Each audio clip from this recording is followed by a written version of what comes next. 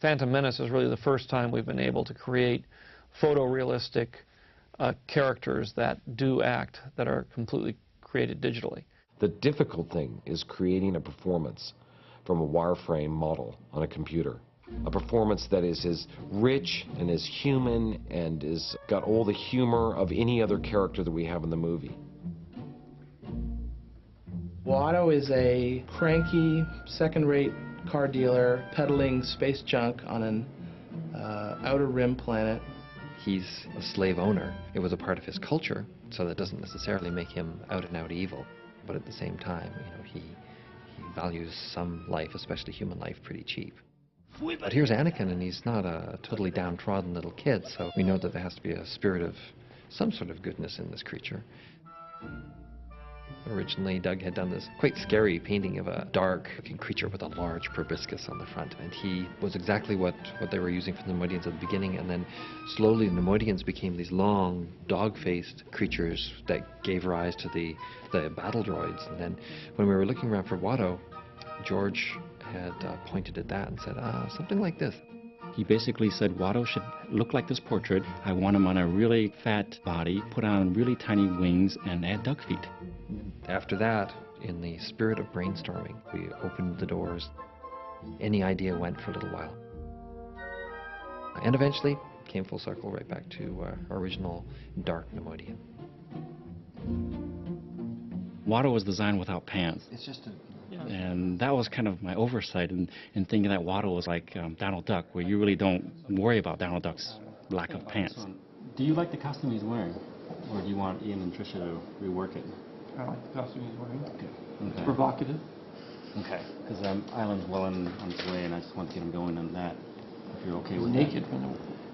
Unfortunately, because he was going to be playing a central role and because he was going to be hovering at eye height, it was going to become pretty apparent that he wasn't wearing anything from the waist down.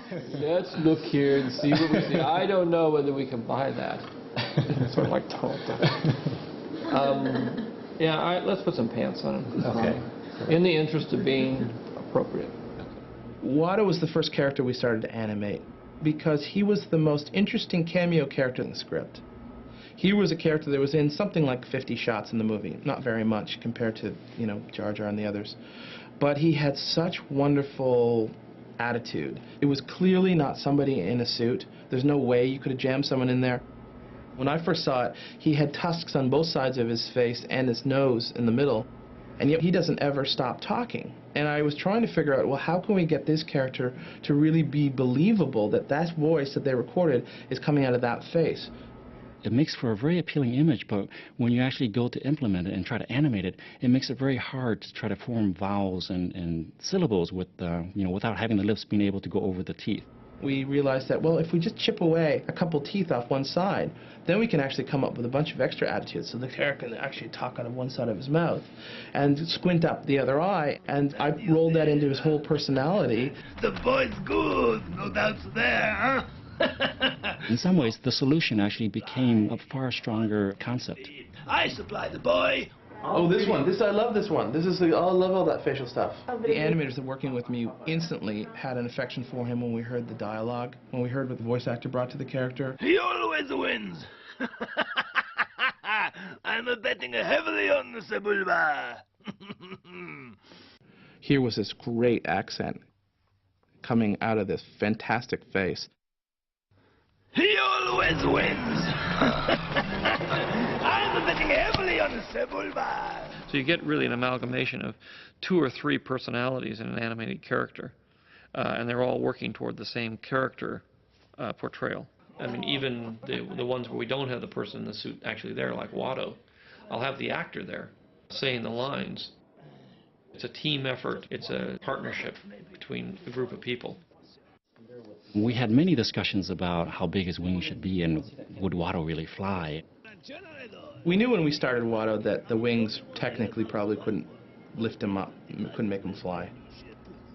But we were reminded of the fact that a bumblebee technically is not able to fly either with its wings, if you look at it mathematically, apparently.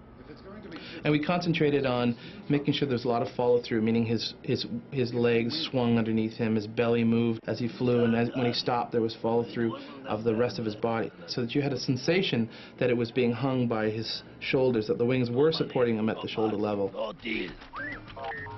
And no one else has a T-14 hyperdrive, I promise you that. The computer animation that's really advanced in the last little while is our ability to deal with soft tissue.